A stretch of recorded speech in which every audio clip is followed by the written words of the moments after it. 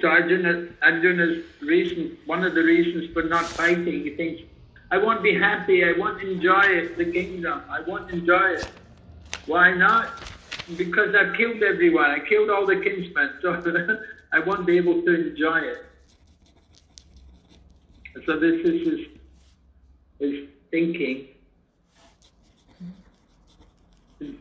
Difficult to take the position of a Kshatriya. How they have to be, how they have to live by the moral code, how they have to be so controlled by their duty as a Kshatriya. The Prabhupada mentions, one is they should die on the battlefield. That is a glorious death. If they die on the battlefield, that's very wonderful for a Kshatriya. Then they can go to heaven. And if Krishna is present, then it's very good for them. They can really get a good destination. So for a Kshatriya, actually, for a Kshatriya to kill people, it's not sinful. Because it's his duty as a Kshatriya. He's been challenged to fight. He has to accept the challenge. He cannot refuse. Just like gambling also. When the Kshatriya is challenged to gamble, he cannot refuse. He has to take the challenge. If he doesn't take the challenge, then he's considered cowardly. And that's very bad. For a Kshatriya to be known as a coward, then that's very disgraceful. Guru Maharaj, what does it mean by sun globe? The sun globe? Well, the sun planet. You know, on the sun planet, there's also, the sun planet is one of the higher planets in the universe. You know, there's the heavenly planets, and the sun planet is up there, and there's residents, there's living entities also on the sun planet. We may be surprised, you know, how can they live on the sun planet? It's all fire. But within the fire, there are living entities. Just like there's the sun god. In the sun god, there's also the citizens of the sun planet.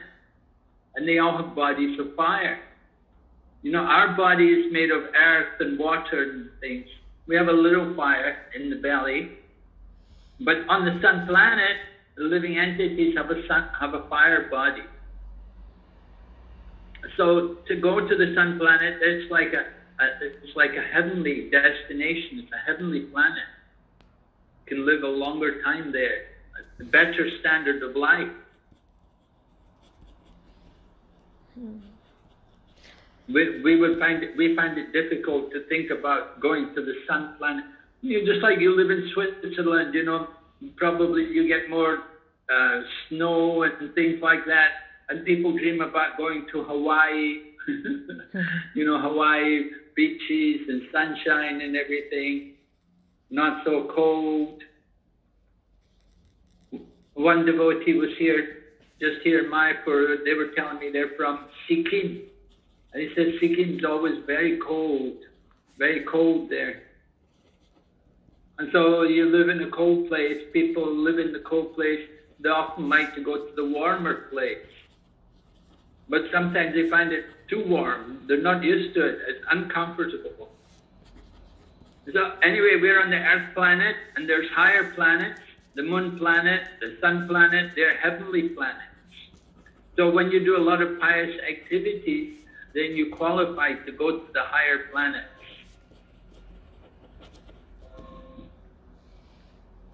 Now I understood, Guru Maharaj. Thank you so much. Would you like to go now? Would you like to go to the sun globe? Guru Maharaj, yeah. But if sorry. Yeah, I have a doubt that if suppose a Kshatriya, he is not having a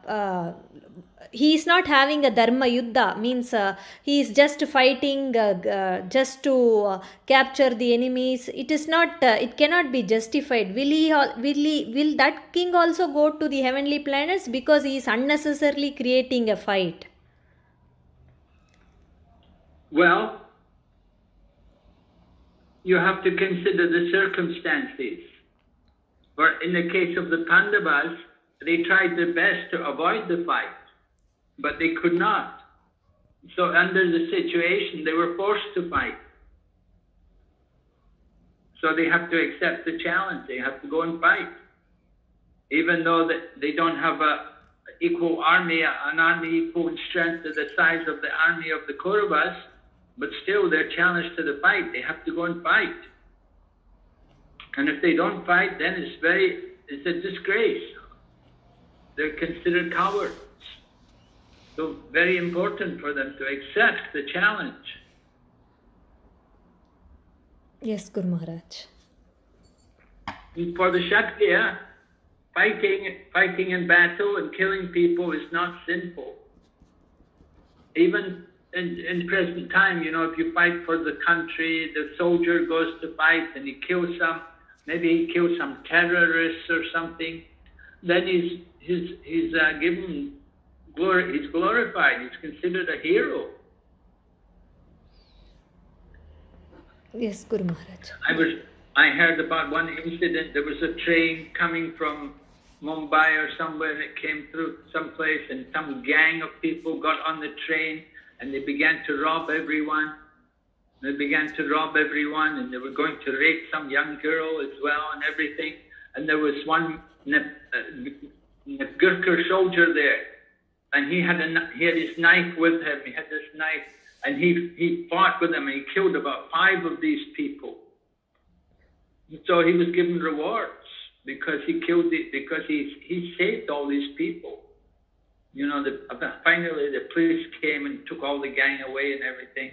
But the man who killed all these people, killed about 5 of these robbers, these dacoits, he was a hero.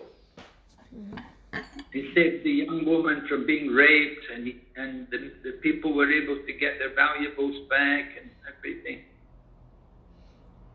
So everything depends on the time and the place and the circumstances. Yes, good. So remember, this is Dharma Yudh. So they're fighting according to religious principles. Supposed to be anyway. It began like that. It began as a Dharma Yudh, but after they killed Abhimanyu, they killed Abhimanyu in a very unfair manner. So after that time, then they didn't follow so strictly. And you have Arjuna killing Karna. Karna was off the chariot, but Krishna told Arjuna, kill him. And Karna said, no, it's not fair, we're not equal, but it's not fair, you're not giving me. But they told Karna that, well, nobody gave any mercy to Abhimanyu, why should we give you any mercy? So they killed him. And then they tricked also with Drona. They told Drona Ashwatthama is dead. And in this way they could kill Drona. So there was a lot of cheating going on. But it was supposed to be Dharma Yudh. In the beginning, they were fighting fairly. But that's the problem. That the mode of passion, it easily degrades to the mode of ignorance.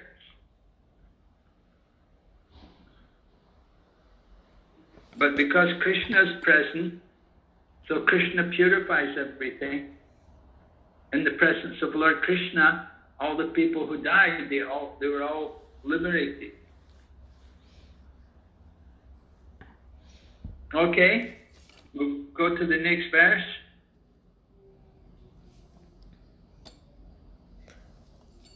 Okay, 32nd to 35.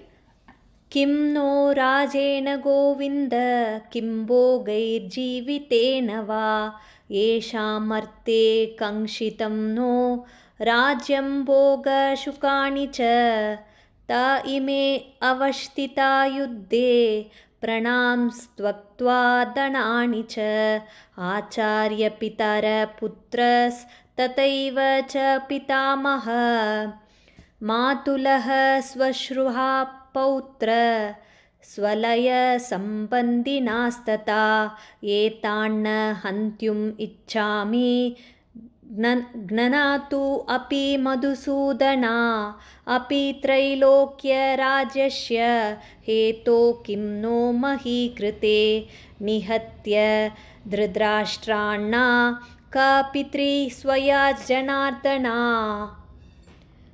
Translation? Yeah.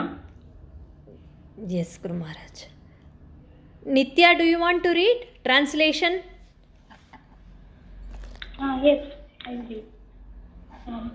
O Govinda, of what avail to us or a kingdom, happiness or even life itself, when all those for whom we may desire them are now arrayed on this battlefield?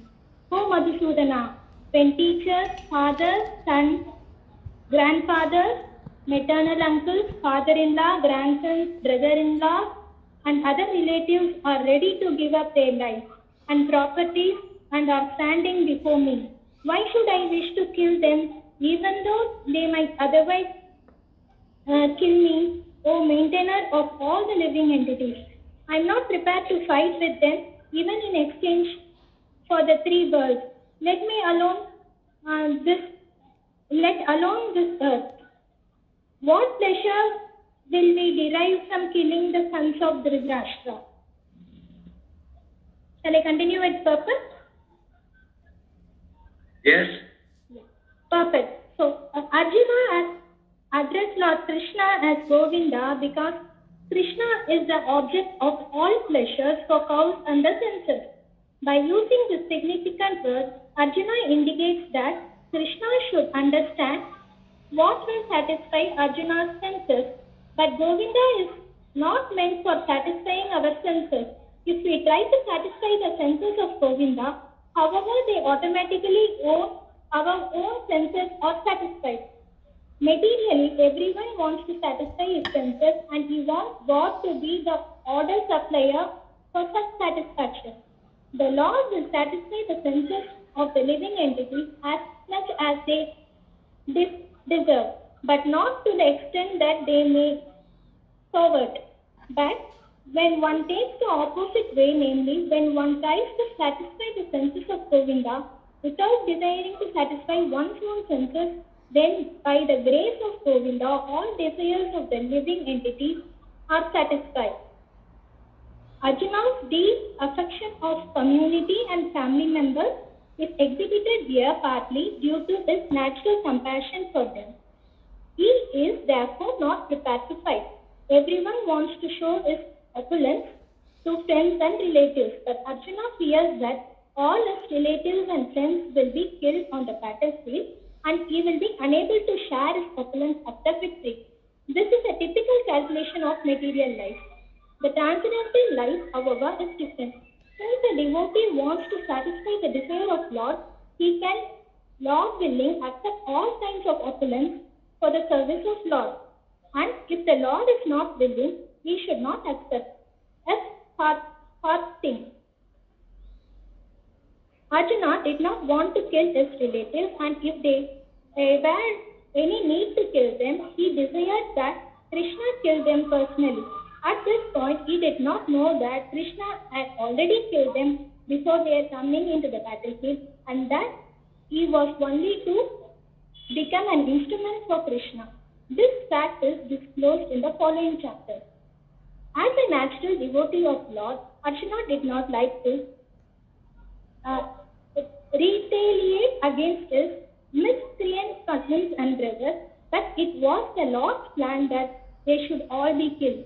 The devotee of the Lord does not retaliate against the wrongdoer, but the Lord does not tolerate any mischief done to the devotee by the miscreants. The Lord can excuse a person on his own account, but he excuses no one who has done harm to his devotees. Therefore, the Lord was determined to kill the miscreants, although Arjuna wanted to excuse them. Okay, so a lot of points here. Maybe Prabhupada is describing how we all want to satisfy our senses, but it said the process is We should satisfy Krishna's senses. So that's why Krishna is called Govinda. If we satisfy Govinda, then everyone's senses will become satisfied. The problem is we are all selfish. We all think, what about me? What I want? We want to please ourselves. We don't think about God. We don't think about Govinda. We're thinking about me. But we should understand we are also part of Govinda. And if we please Govinda, then everyone, not only us, but everyone will be pleased. Right? So that's one point. And then Prabhupada talks about Arjuna's feeling, his attachment for the community and family members. This is compassion. So this is another reason why Arjuna didn't want to fight. His feeling of compassion for his family and for the community. Oh, I have to help them. So Arjuna's feeling of compassion is based on the body. But real compassion is for the soul. We should think how to elevate the soul. We cannot save the body from death. Everyone's going to die. We should have compassion on the soul. So that's one point, one reason. And another reason why Arjuna didn't want to fight, he said that Prabhupada says how everyone wants to show his opulence to friends and relatives. But Arjuna fears the friends and relatives will be killed, so he'll be unable to share his opulence after victory. So he wouldn't enjoy the opulence, he wouldn't be able to share it with anyone. So he's thinking this is not a good, he won't be happy, he doesn't want to fight. Devotee wants to satisfy Krishna's desires. So Krishna is not, what it said, Krishna at the end he said, the Lord can excuse a person on his own account, but when someone does harm to his devotees, then Krishna cannot forgive them. The point is that someone offends a devotee, then the devotees are in Krishna's heart, and Krishna is really heartbroken because someone has not been nice. Remember what happened to Draupadi, how she was treated, they tried to take off her cloth, they tried to disgrace her in front of so many other kings. So that was terrible how they treated Draupadi. So Krishna wants these people who have done this, he wants that they should all be punished for this.